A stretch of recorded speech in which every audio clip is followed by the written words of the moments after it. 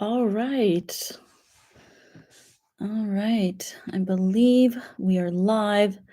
It's almost 7, so I'll give it a couple minutes. Well, a few seconds, and then I will get going because there are quite a few things that I wanted to chat with you today. Hello, Cosmic Family. It's so good to be here with you today. The last time I did a live was 2.5 years ago. I hope you guys can hear me. It looks like the microphone is working. Let- No. Okay. Um, mm, mm, mm. Now, so much has happened in the last 2.5 years. There we go. All right. Hi, Pulsar. It's great to see you as well. Actually, now that since you're here first, one of the things I wanted to start with was actually the conversation that we were having over email, which is related to the last video that I posted about the event. Um, and uh, that there's the WEF has this event planned, and also this meeting in all related in Davos, and how they have this agenda that they want to move us towards. And one of the interesting things that happened was the Argentinian president showing up, and what some people called it Ricky Gervaising. Hello, A7N. Um,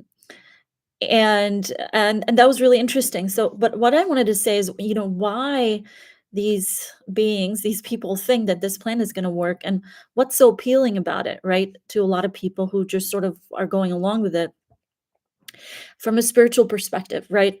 And what's happening is that we live in a world where a lot of people are starting to feel more, or not just starting to feel, but are more and more lonely.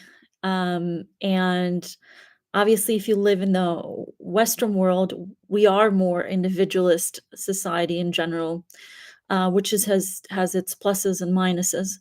But overall, there is a lot of sort of separation amongst people, right? A lot of people feeling lonely and alone. And so the idea of this sort of collectivist society sounds appealing, right? These kind of Marxist ideas, but they never really work out. And while they have this very ideological uh, side to them, that's where it ends. Hi, Inner Global. And so there is a great desire within all of us from a deeper place to feel a sense of unity, right? We want to feel wholeness and completeness, right?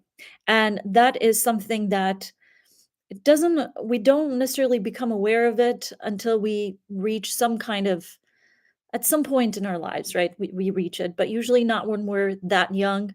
But at some point we realize, there's something greater and deeper about life. And what is it? How do I find it? Um, and this is why these ideas are so appealing, because aside from the economic point of view, which that's a big one as well, right? A lot of people feel so overwhelmed by um, financially speaking, and in the way that we live now, which is very materialistic, right? And so this lack of spiritual focus makes these ideas even more appealing, right? Because what happens in these cultures, especially I was born during communist times, there was no religion. There's no, I mean, towards the end in some societies, but generally they eradicated that because they didn't want, hi, Peter, a spiritual component to life, right? Because when we're really spiritually focused, and we have a practice, it's not just something that we say it just to because it sounds good, um or it sounds kind of holy, but we do have a sincere spiritual practice. It's very fulfilling, and it brings meaning to life, and it brings an understanding to who we are and what we're here to do on earth. And that greater that greater meaning that comes from having a focused spiritual life, it cannot be it cannot be fulfilled by outside systems like they're trying to implement. But that is why they're also appealing. So that's one of them. And then the next thing that I wanted to address, which is the 7-year cycle that we're in. So in 2020 was the beginning of the 7-year cycle that we're in right now. And what these cycles are about, they're energy cycles, all right? And when I sat down with seven and I asked them, what's a message for tonight? And it was very interesting because one of the things that they wanted to share was that about unlocking energy in our bodies, especially in the solar chakras or the solar plexus, right? Which is basically around the belly area. And with each energy cycle, what happens is we have an opportunity to work through the energy in our body and to be in a state of flow, right? There's the flow state is when you're flowing, energy is flowing, right? Your cup floweth. But what happens sometimes, oftentimes with a lot of people, and this can also lead to diseases manifested physically, mentally, and spiritually, is that the energy gets stuck. All right.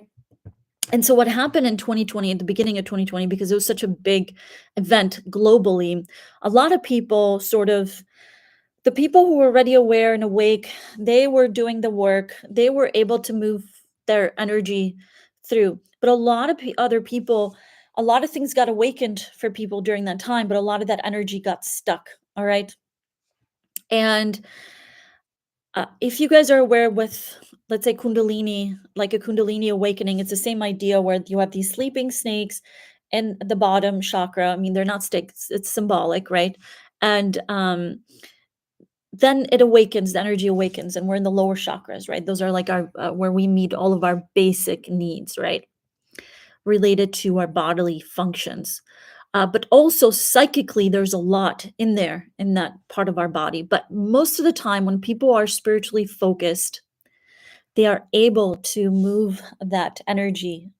And then it goes to solar plexus. And this is where most people's energy gets stuck because this is where our the unconscious resides, right? Where all of our patterns from the past, all of our memories, and this is also symbolized by water.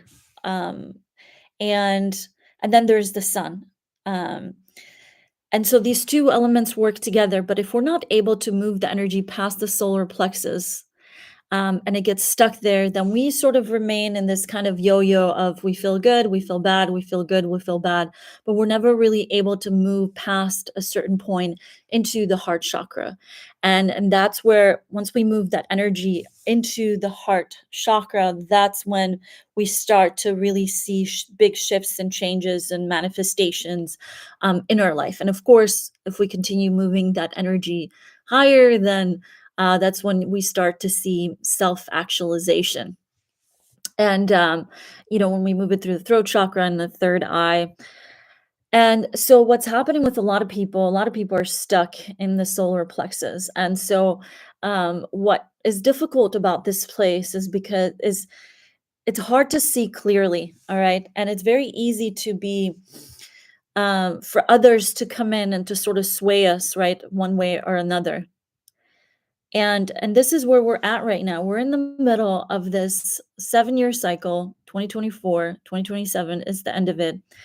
And there's a lot of there's going to be this is like the middle point where there are going to be a lot of conflicts, a lot of people vying for our attention and our focus. And of course, we know in the US we have elections, and it's this place where a lot of things will be set in motion that then will continue and wrap up in the next few years.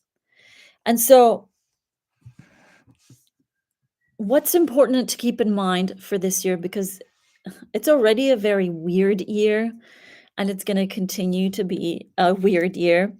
But it's something that was shared with me by Seven through a channeled message, which is that focus, right?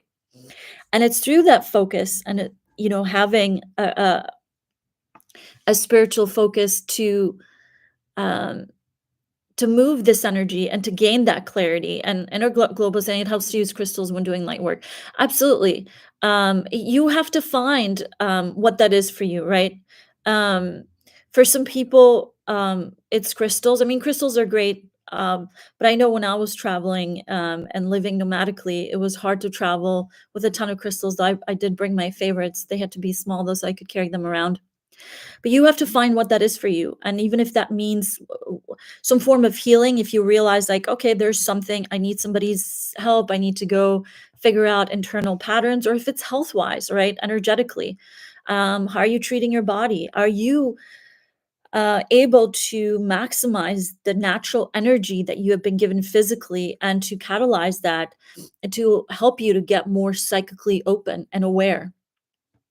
And all of these things are important because as we enter into 25, 26, there's going to be a lot of solar activity. Now, there's going to be some in the spring, I believe it's around March. And what this does, this overall speeds up energy much more, right? Much more intensely. It's like having a pot of water and then you turn up the heat and it's just like, it starts boiling, right? And then it starts to change. For example, if you have water, starts boiling and turns into steam, right? And so, in the same way, we have some of this solar activity that will happen in March. So, there's going to be a lot of energy speeding up during that time. So, if you're setting up intentions for something happening around then, now's a good time, all right, to get focused on that.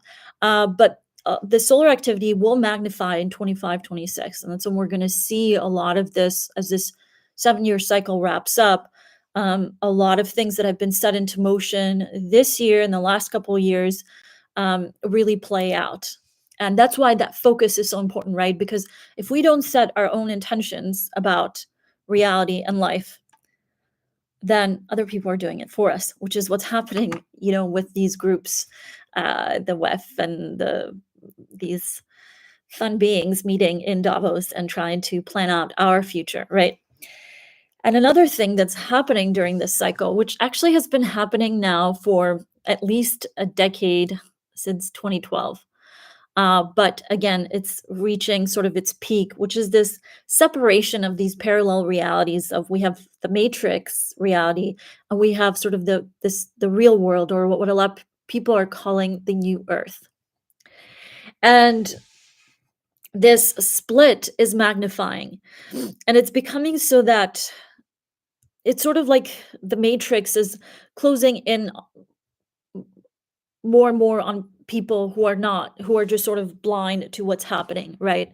And they're getting more and more wrapped up into it. And then the people who are waking up, it's happening even faster for them, this awakening, the seeing the truth, putting all the pieces together. And then life starts to respond, right? The universe starts to respond where your circumstances start to shift and change. And so this is something that's going to continue to happen, but it's happening even more.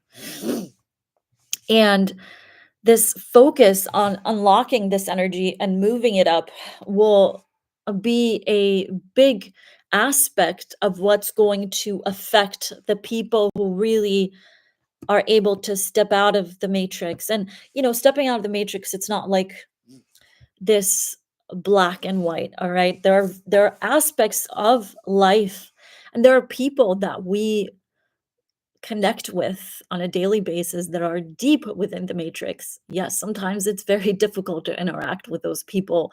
But so an aspect of our reality will always include that. But as there is this shift, energetic shift that has been magnifying now very, very, very quickly. We will see this change from being in, you know, like one foot in the matrix, one foot out of the matrix, to completely being into the new world. And this state of flow, I think, it sounds so simple, but it's such a big part of day-to-day life.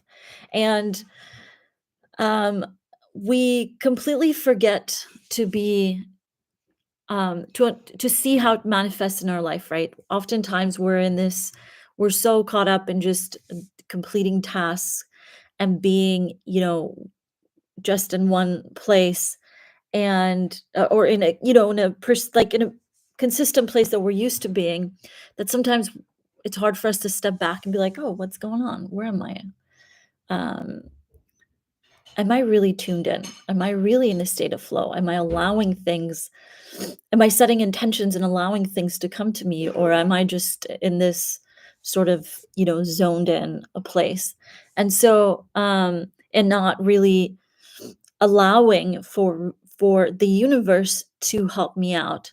um and I think this is a good place to keep in mind, as we are moving towards the energy speeding up, because wherever we are, that becomes magnified. All right.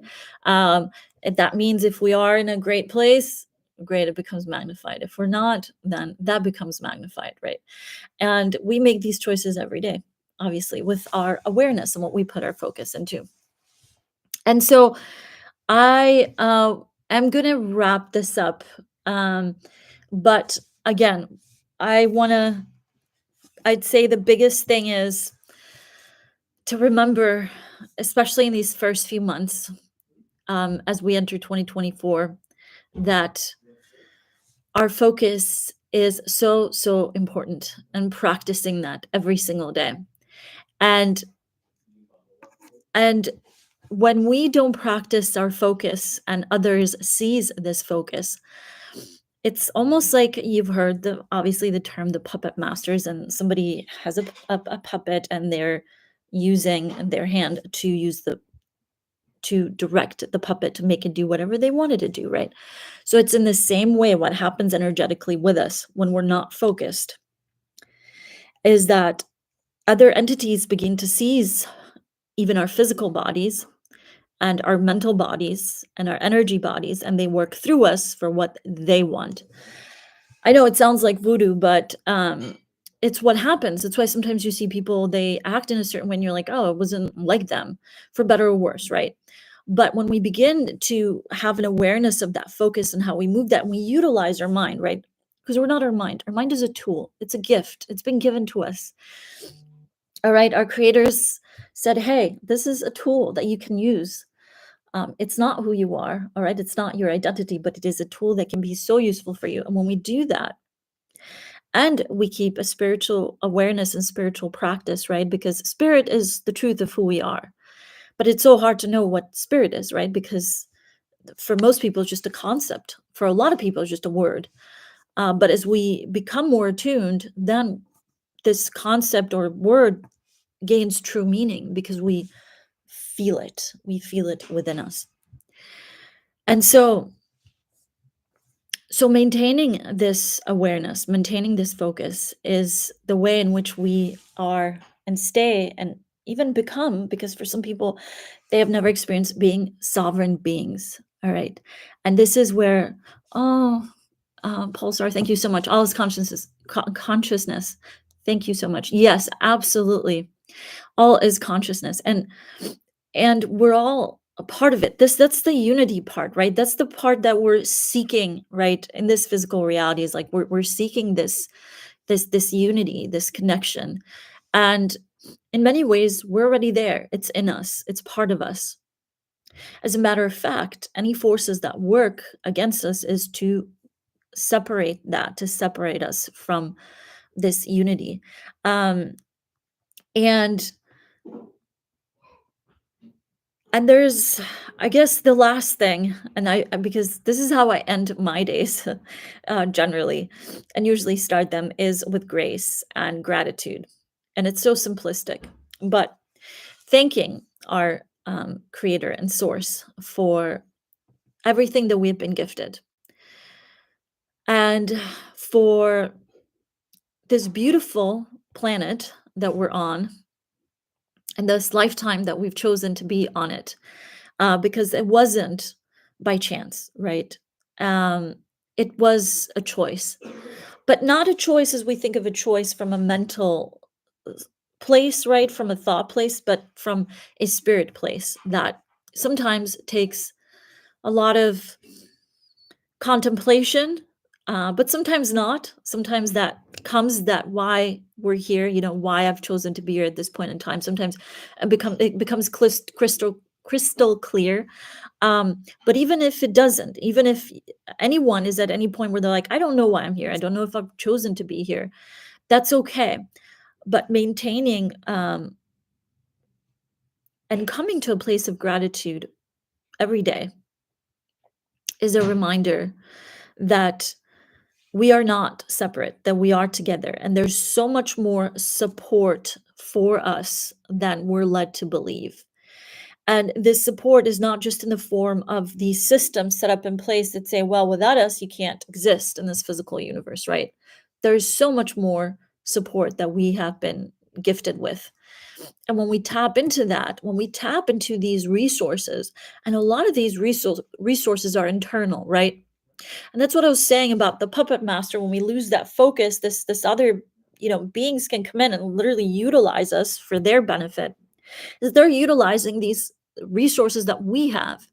But when we take charge with that focus and a practice that is attuned to who we are, then we really just become unstoppable, right? We're just reaching, I guess that's you'd call it the zen state or the flow state. Really, I like the flow state because I find that that is a lot more, even as a word, accessible, right, and reachable. And it is, and that's where a lot of the, not just the good feelings come about, but good ideas and good connections, even in the physical world. um and so that's what I wanted to wrap it up with. There's a lot going on, so I'll be doing these probably weekly, these updates, and might even do some direct channeled updates. That's how I used to do the lives, where I would channel live. And um, so if you guys are interested in that, let me know. And I look forward to connecting with you again very soon.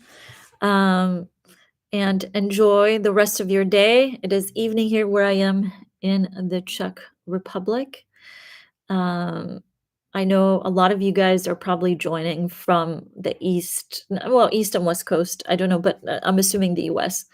Um, all right, everyone. So I know I flew through that and there was a lot in there, but um, I look forward to connecting with you probably next week again, next weekend.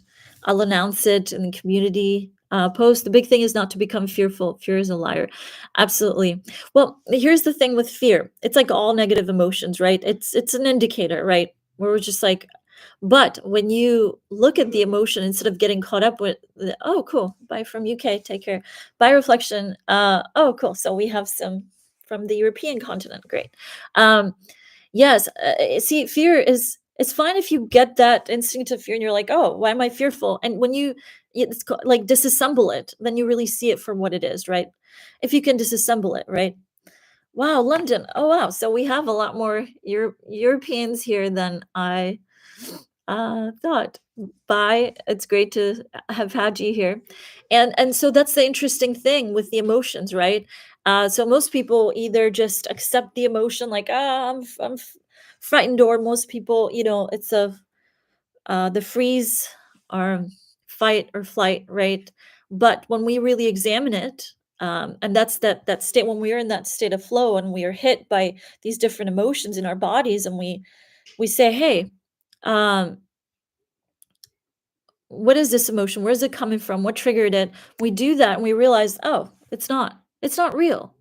Or this is what triggered it, then we can dismantle it and then move on to the next thing, right? And fear, yes, fear works. That's the thing, right? Unfortunately, it sounds so terrible, but fear for a lot of people works because a lot of people are in that lower vibration, right? And those lower chakras, they're stuck there. So if you sense some fear, boom. Um, um, then they catch a lot of people in that sense, right? It's like uh, it's a trap, yeah. And absolutely, we are powerful creators, and that's what we got to remember. All right, I don't know why it's telling me that ads are running. Oops. All right, guys. It was so great to see you. Thank you so much to all of you guys. Pulsar, uh, Ukas, greeting from Lithuania. Wow, very cool, Lithuania. I've always wanted to visit. Um, and yeah, remember, as Inner Global is saying, we are powerful creators. And as Pulsar said, we are consciousness. All is consciousness. From Massachusetts, yes, absolutely fear. All emotions can be addicting because they release chemicals in our bodies and they also trigger patterns that are already there, right? So if we're used to living in fear and we get that hit of fear, oh, okay, cycle's complete. We can get on with our day and we wait for the next hit of fear, right? Whatever it is, right? It's like we all have this tendency to be addicted to something. And I always joke that why not be addicted to good feelings, right? Well, it depends on kind of good feelings too, right? Because sometimes we use those good feelings to like eating, donuts every day. Like it feels good, but eventually it's not good for our bodies. But navigating emotions, actually, that would be an interesting one because that is something that when I channel comes through a lot because I have a lot of questions about that. And maybe that is something, another topic for a future live. Thanks, Inner Global. Great to have had you here. All right, guys. I want to keep hanging out, but I know you all got things to do. And it's getting late here. So much love to you all. I will see you probably next weekend. Thank you. Thank you. Thank you. Be blessed. Remember, you're awesome. Take care. And I will see you soon. Hope baby's well. Yes, baby's doing great. All right. Much love, everybody. And thanks so much, Pulsar, for your super chat. All right. Bye.